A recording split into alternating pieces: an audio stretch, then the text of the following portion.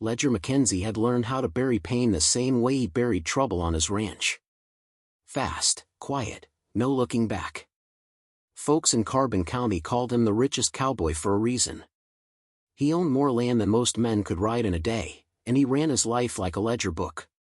Every dollar counted. Every fence line checked. Every feeling locked away. That Sunday afternoon, the church bells of Sweetwater were still fading behind him when he stepped onto the dusty main street with his son. The Wyoming sun burned high and white, turning the air into heat you could almost taste. Ledger's black vest sat sharp against his clean shirt. His hat was set straight, like everything else in his life. He nodded once to Reverend Patrick at the church door. The preacher nodded back. No long talk. No warm jokes. Ledger's mind was already on cattle prices in Cheyenne and the north pasture fence that needed mending before snow came. These were problems a man could fix. These were problems that stayed in line if you stayed hard. Beside him, Weston walked with careful steps. 7 years old. Small for his age. Brown hair that would not stay flat no matter how much water Ledger smoothed into it. The boy held a carved wooden horse and turned it in his hand like it was a worry stone. "Stay close," Ledger said, not looking down. "Yes, sir," Weston answered. Sweetwater was not a big town. 300 souls on a good Sunday. The buildings sat along Main Street like tired men. Some painted. Most weathered gray. The livery smelled of hay and manure. The blacksmith's hammer rang against iron, even on the Sabbath, steady as a heartbeat. Women in church dresses stood near the baker's shop, talking soft and quick. Ledger heard them like he heard wind. Background noise. They passed the McCoy General Store. Old Harold sat on the porch, whittling, his knife flashing in the sun. He lifted the blade in greeting. Ledger touched his hat brim and kept walking. Weston slowed, his head turning toward the far end of town where the boardwalk ended and dirt began. Ledger did not notice at first. His boots hit the road with purpose. He believed in charity when it was proper and neat. He gave to the church fund. He paid his ranch hands fair. But he did not believe in carrying the whole world on his back. The trading post sat at the rough edge of Sweetwater. Men without steady work leaned against the wall, smoking and watching. They were not dangerous. Just worn down. Life had taken what it wanted from them and left the rest. A faint sound drifted through the heat. A soft humming, broken like a song remembered wrong. Ledger heard it and dismissed it, the way a man dismisses far thunder. Not his storm. Not his job. Then Weston stopped. Ledger took 2 more steps before he felt the space beside him go empty. He turned, irritation flashing. "Weston." The boy stood planted in the dirt, staring toward the side of the trading post. His wooden horse hung forgotten at his side. "Come on," Ledger said. "We have work waiting." Weston did not move. "Boy," Ledger warned, voice tighter now. Weston lifted his face and looked at him with the calm certainty only a child could carry. His eyes did not wobble. His voice did not shake. "Father," he said quietly. "That's Ma." The street seemed to go silent. Even the wind felt like it paused. Ledger's breath caught so hard it hurt. His hands went still at his sides. "What did you say?" Weston pointed, small finger steady.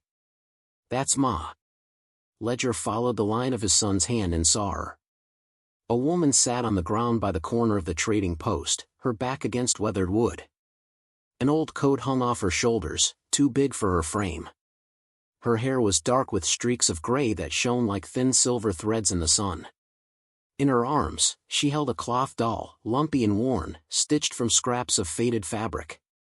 She rocked forward and back, humming the same broken tune. Ledger's throat went dry. His mind tried to reject what his eyes were seeing. The woman looked too thin, too tired, too far gone to belong to his life. His wife had been strong. Warm. Alive. His wife had been gone. "Your mother is dead," Ledger said, harsh, like he could cut the truth into place with his voice. You know that. Weston did not flinch. No, sir, he said. Ledger's jaw tightened. We searched the river. Weston stared at him like he was the grown one and Ledger was the child.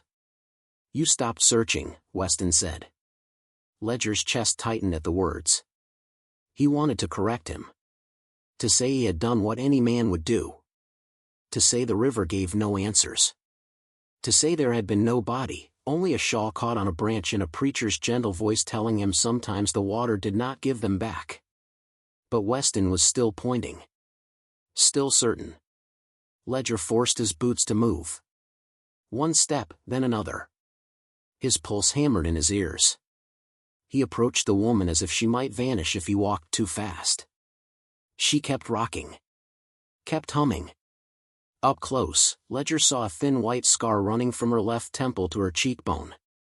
His breath stopped. Maggie had that scar. He remembered it like a brand on his heart. She got it at 16, thrown from a spooked horse near the fence line. Ledger had been there. He had held her hand while the doctors stitched her skin. He had told her she was going to be fine, even while his own hands shook. The woman's pale eyes lifted to his.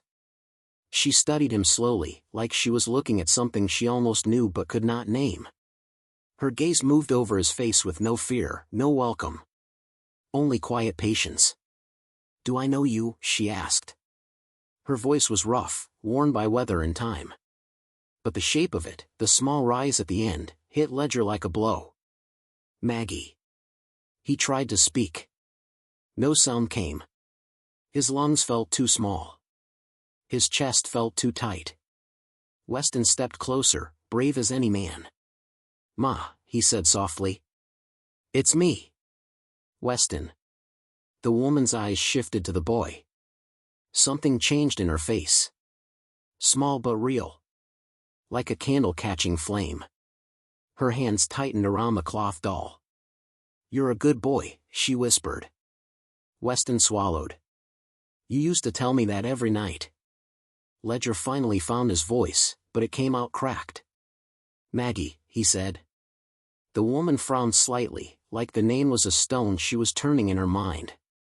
Is that my name? She asked. Ledger's knees almost gave. He caught himself, standing stiff, hands clenched into fists. Yes, he said, and it sounded like a prayer. That's your name. She looked down at the doll, then back up at him. I remember water, she whispered. Cold. Darkness. I remember holding something precious. I did not want to let go. Ledger's eyes burned. Shame rose in him, thick and heavy. He had stopped looking because grief felt cleaner than hope. He had told himself it was the only way to survive. He had built his life around the empty space she left. And all this time, she had been here. Alive. Lost. Invisible. He took a small step closer, careful, like she was a frightened animal that might bolt. I'm coming back, Ledger said, the words shaking. Tomorrow morning. I'll bring food. We'll talk. We'll figure this out. She blinked at him like the promise was too big to hold. You don't have to, she said, voice flat. Not unkind. Ledger shook his head once, slow. Yes, he said. I do. Weston slipped his small hand into Ledger's, gripping tight, like he was holding his father in place so he could not run from what was true. Ledger turned toward the road home, but his eyes stayed on Maggie until the last second. She had already started humming again, rocking the doll like it was the only thing keeping her steady. And as Ledger walked away, one terrible thought followed him like a shadow. What if coming back tomorrow was already too late? Ledger did not sleep that night.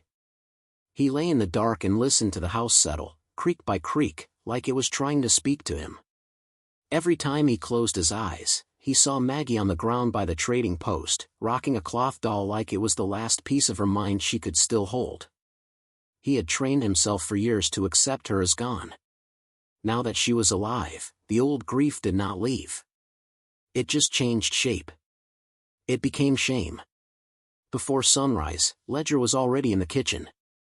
The fire popped and snapped while he cooked potatoes, onions, and chopped beef.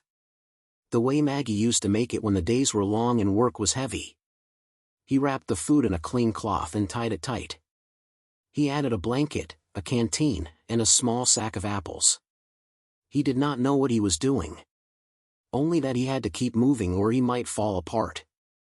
Weston appeared in the doorway, fully dressed, boots on, face serious. He did not ask if they were going. He only said, "I'm coming." Ledger wanted to tell him to stay home. He wanted to protect him from more pain. But Weston had already done something Ledger could not do on his own. The boy had stopped the world with one small sentence. Ledger simply nodded and lifted him onto the horse. They rode towards Sweetwater through the pale morning, the sky slowly changing from gray to blue. The land smelled of sage and cold dew. Weston leaned back against Ledger's chest, quiet but steady, like he was holding the whole plan together just by being there. When they reached the edge of town, Sweetwater was still waking up. Smoke rose from chimneys. A dog barked once and then went quiet. The trading post was closed, windows dark. Ledger's stomach knotted as they turned the corner. Maggie was in the same spot. She sat with her back against the wood, coat wrapped around her like armor. The cloth doll was pressed to her chest. She was awake this time, her pale eyes tracking them as they approached. Her face had the same calm emptiness Ledger had seen yesterday. But there was something else behind it. Like a person standing in a doorway, unsure if they should come out. Ledger dismounted slowly.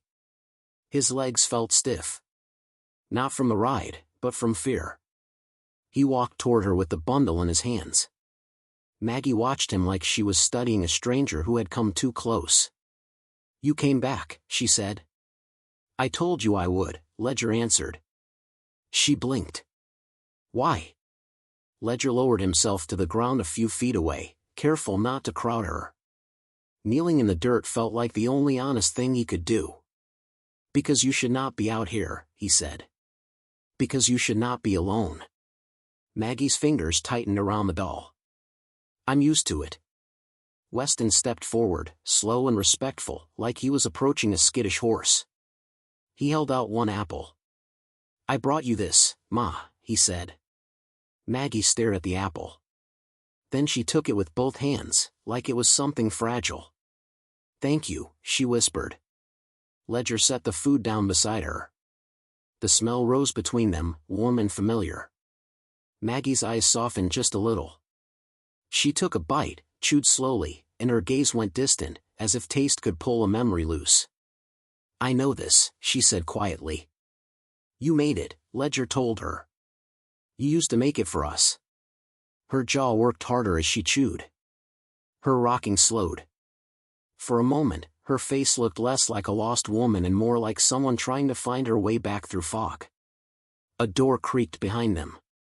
Carol, the shopkeeper's wife, stepped out of the trading post with her apron on and her hair pinned back. She froze when she saw Ledger kneeling in the dirt. "Mr. McKenzie," she said, voice careful. Ledger looked up. "Morning." Carol's eyes moved to Maggie, then to Weston.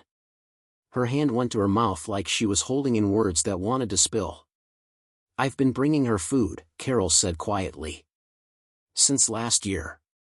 She never caused trouble. She just sits.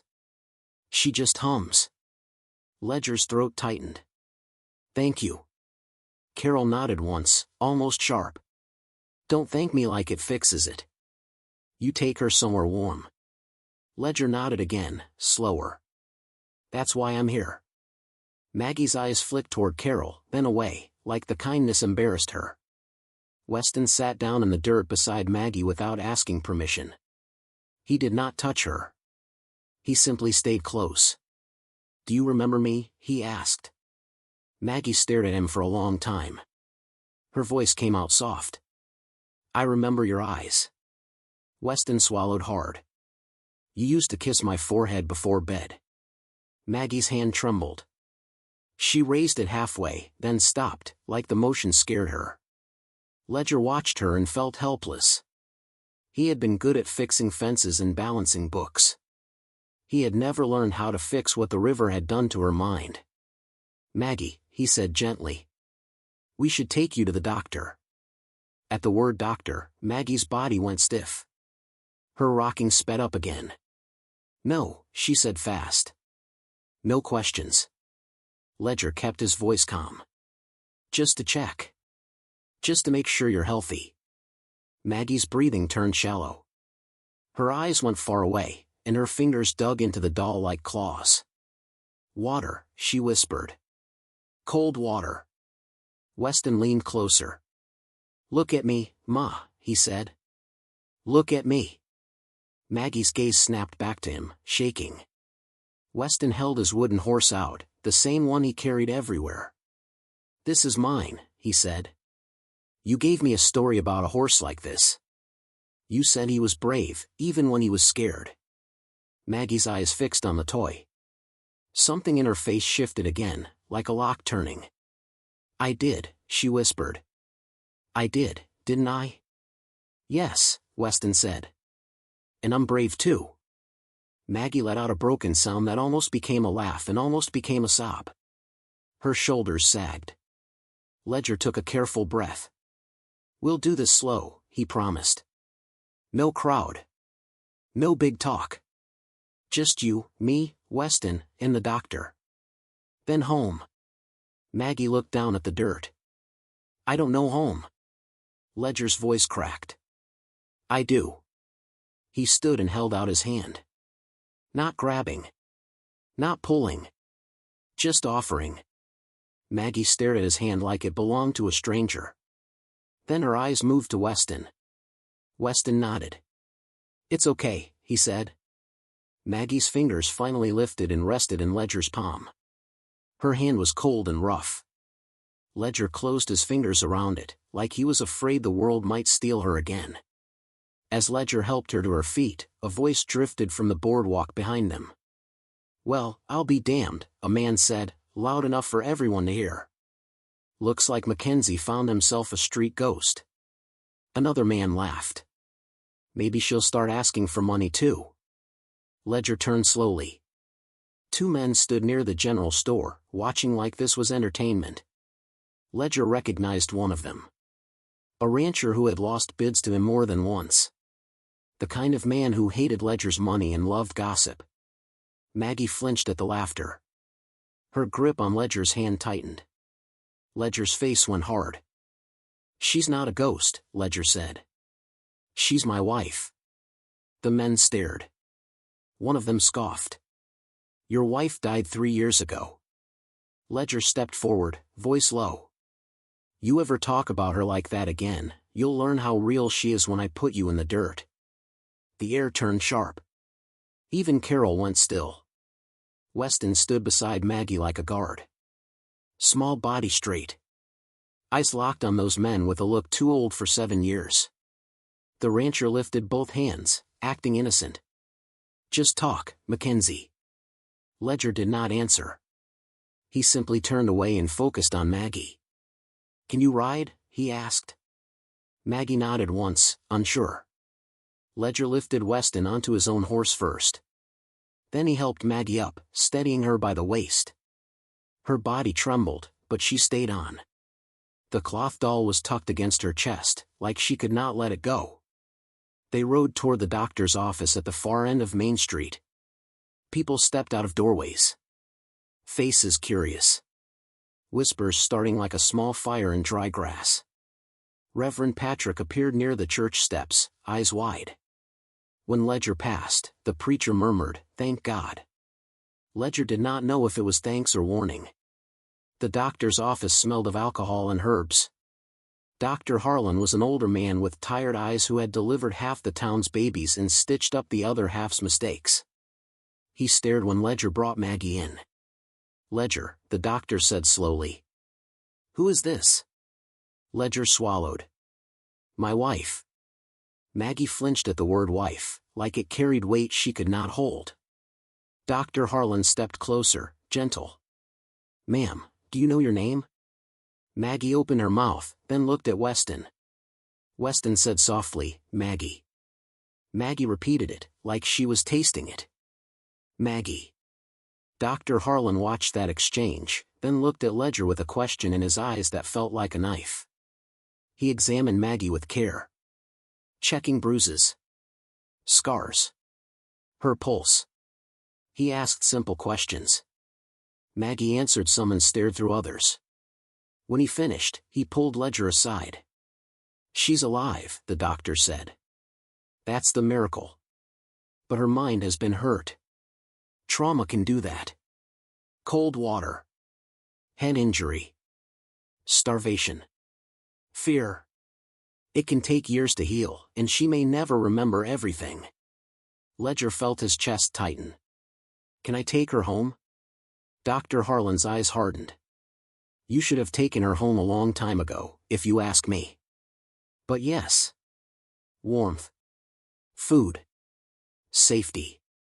No shouting. No crowds. No pushing her for answers she can't give. Ledger nodded, jaw tight. I can do that. The doctor hesitated. Ledger, you need to understand something else. Once word spreads, people will come. Curious folks. Mean folks. Folks who want something from you. And if anyone claims she isn't fit, they might try to put her somewhere she can't leave. Ledger's stomach dropped. Like an asylum. Dr. Harlan gave a grim nod. It happens. Ledger looked through the window at Maggie sitting on the bench with Weston beside her. Weston was telling her something, and Maggie was watching him like he was the only solid thing in the world. Ledger felt something settle in him. Heavy and clear. Nobody was taking her away again. He stepped outside, mounted up, and guided the horses onto the road back to the ranch. Maggie sat stiff in the saddle in front of him, and Weston rode close on the other side, watching her every breath. For the first mile, Maggie said nothing. Then, very softly, she spoke. I remember a chair by a window, she whispered. Sunlight on a floor. A quilt. Ledger's throat burned. That's our house, he said. Maggie's hand trembled as she held the doll. What if I get there and I still don't remember you?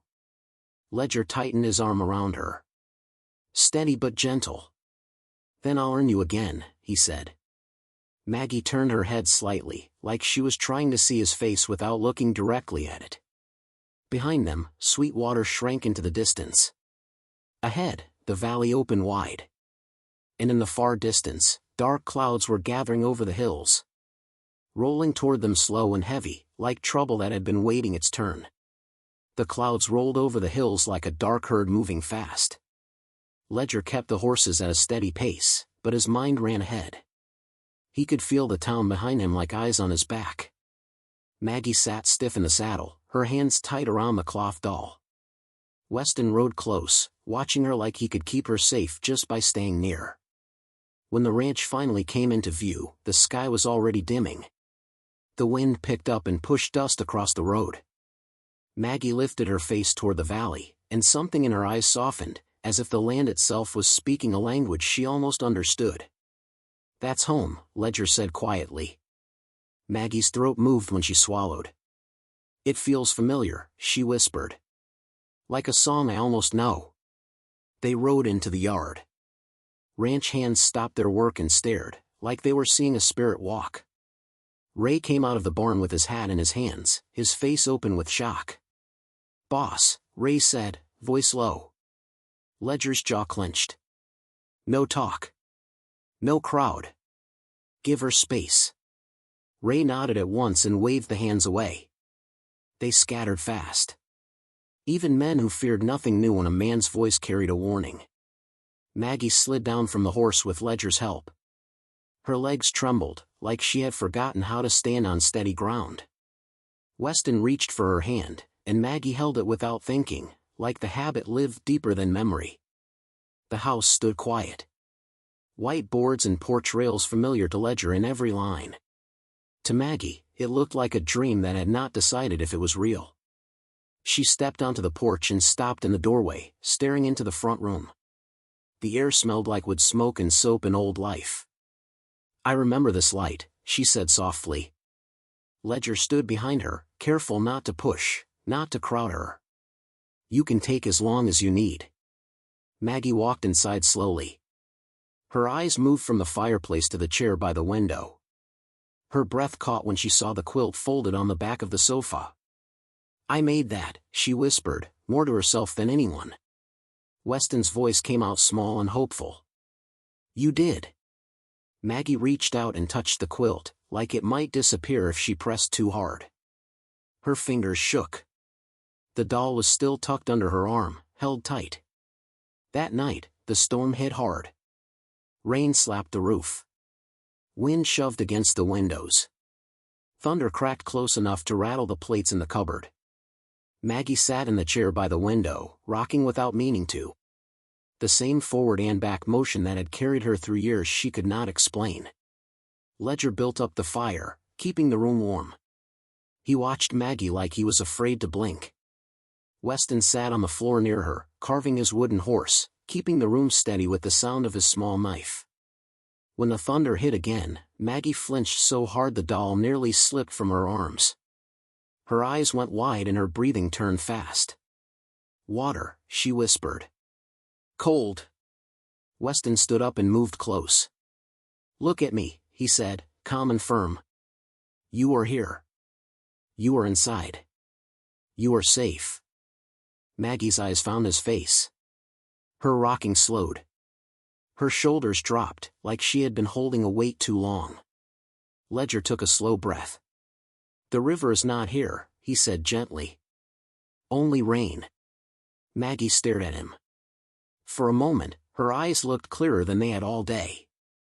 I don't want to forget again, she said. You won't be alone, Ledger answered. Not ever. The next morning, the storm had passed, but the trouble had not. Before noon, a wagon rolled into the yard.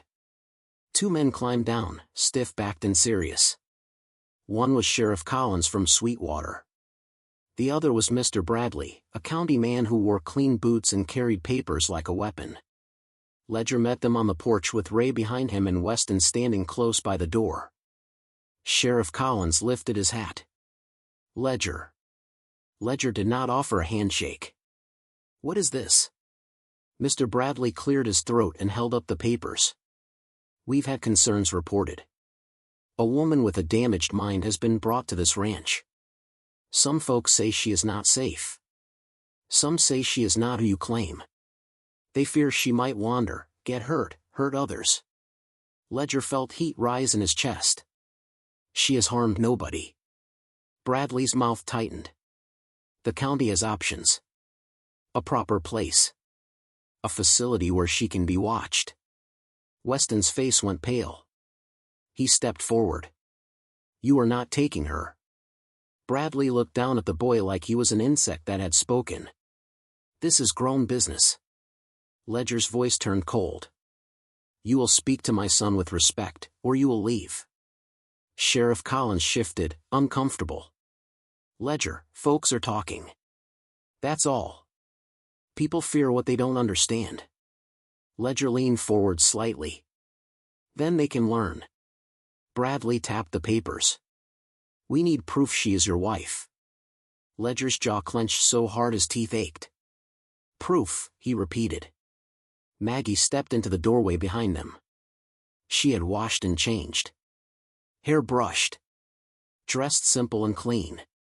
Still, her eyes were wary. She held the cloth doll close, like it anchored her. Sheriff Collins saw her and went quiet. Mr. Bradley's gaze sharpened. Ma'am, do you know who you are? Maggie hesitated. Her fingers tightened on the doll. Weston moved to her side. That's my mother, he said. She saved me before. I save her now. Bradley ignored him. Your name? Maggie's lips parted. She looked at Ledger, as if searching his face for the answer. Ledger spoke carefully, steady. Your name is Maggie McKenzie. Maggie repeated it slowly. Maggie. Bradley nodded, like he had caught her in a lie. You see? She only repeats. Ledger took one step forward. Rage controlled by iron. She survived a river that should have killed her. She survived hunger and cold. She survived the world forgetting her. Do not stand here and call her less because she has scars you can't see. Bradley's face reddened. If she wanders into town again, the county will take action. Maggie's body went stiff. The words hit her like a whip. Her breathing sped up again, panic rising. Ledger turned toward her at once. Maggie, look at me. You are home. Maggie's eyes flicked to the yard, to the wagon, to the sheriff. Her hands trembled. They want to take me, she whispered. Weston grabbed her hand. They can't. Sheriff Collins cleared his throat and stepped toward Bradley. Mr. Bradley, I've seen the woman in town. She never hurt a soul. Folks fed her because she was harmless. You want to haul her away now that she's clean and sitting in a warm house? That does not sit right with me. Bradley glared. It's procedure. Sheriff Collins shook his head. It's fear. And I'm not here to help fear win. Ledger stared at the sheriff, surprised. Collins lifted his chin toward Maggie. Ma'am, can you tell me something only the real Maggie McKenzie would know? Maggie blinked at him, confused. Ledger's heart pounded. He did not know what would come out of her mouth. He did not know if she would freeze and go blank. He did not know if today was the day the world took her again. Maggie's gaze drifted past them toward the barn. A black stallion stepped out into the sunlight, ears forward, watching. He walked straight to the porch, like he had done it 1,000 times. Maggie's face changed. Not fear. Not confusion. Something warmer. Her hand lifted without thought. Fingers reaching. Cole, she whispered. Ledger felt his chest break open. The stallion pressed his nose into her palm and stood still, calm as a prayer. Maggie's eyes filled with tears. He used to steal apples, she said softly. He would nudge the pantry door with his head when I wasn't watching. Ledger blamed the mice. Ray let out a sound that was half laugh and half shock. That's true. Ledger swallowed hard. It's true. Maggie's voice grew steadier, like the memory pulled her up onto solid ground. And the scar, she said, touching her temple. I fell off a horse. I cried like a baby. Ledger pretended he wasn't scared, but his hands shook when he held mine. Ledger could not breathe for a second. Sheriff Collins turned his head toward Bradley. That sound like a stranger to you? Bradley's lips pressed tight. His eyes flicked to Ledger's hard face, to Ray's witness, to the stallion standing like a guard. Bradley folded his papers with stiff hands. Fine, he said sharply. Keep her. But if there is trouble, it will come back on you. Ledger stepped down off the porch, close enough that Bradley could see the promise in his eyes. If there is trouble, Ledger said quietly, it will come from men like you. Bradley climbed into the wagon without another word. Sheriff Collins lingered a moment longer. He looked at Maggie with something like regret. Sweetwater should have done better by you, he said. Maggie stared at him, then nodded once. Not angry. Not forgiving. Just accepting. When the wagon rolled away, the yard went quiet again. Wind moved through the grass. Cole snorted softly and turned his head toward Maggie, like he was waiting for her next word. Ledger looked at Maggie. Are you all right? Maggie's shoulders shook once, then steadied. I'm here, she said. I'm still here. That afternoon, Ledger did something he had not done in 3 years. He rode into Sweetwater with Maggie beside him and Weston between them. Not to hide her. Not to keep her out of sight. He rode into town to show the world that the woman on the corner was no longer invisible. People stepped out of doorways. Carol pressed a hand to her mouth, tears in her eyes. Reverend Patrick stood on the church steps, eyes shining. Maggie looked around, like the town was a room full of strangers she had once known. Some faces softened. Some turned away. Maggie did not beg. She did not lower her eyes. Weston kept his small hand in hers, and Ledger kept his arm steady at her back. At the trading post corner, Maggie stopped. She stared at the dirt where she had rocked and hummed through the long empty days. "I thought this was all I had," she whispered. Ledger's voice came low. "I'm sorry I left you here." Maggie looked up at him. Her eyes were clear in a way they had not been when he first saw her. "You didn't know," she said, and the words carried a weight that surprised him. "But you do now. So now you will choose different." Ledger nodded once. "Every day." Maggie's fingers tightened around the cloth doll. She looked at it, like it was both comfort and pain. Then she took a slow breath and held it out to Weston. Weston blinked. "For me?" Maggie nodded. "I held it when I could not remember your face. I don't want it to be my anchor anymore. I want you to keep it, so I remember I came back." Weston took it carefully, like it was made of glass. "I will," he promised. Maggie turned to Ledger. "Let's go home." When they rode out of Sweetwater, the sun was dropping toward the hills, painting the valley gold. Maggie sat taller in the saddle. Weston rode close, holding the doll against his chest like a treasure. Ledger glanced down at his son. "You saved her." Weston shook his head. "No, sir. I just made you stop." Ledger swallowed hard. The road stretched ahead, familiar beneath hoofbeats. The ranch came into view in the distance. The house standing like a promise that had finally been kept.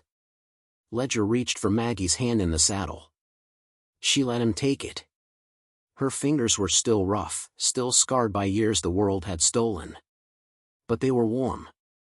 And for the first time in a long time, McKenzie felt something he had once been too afraid to hold. Hope. If this story moved you, don't forget to like and subscribe to From Wild West 2, where every story rides through the heartbreak, the hope, and the courage it takes to find your way home. See you in the next tale, partner.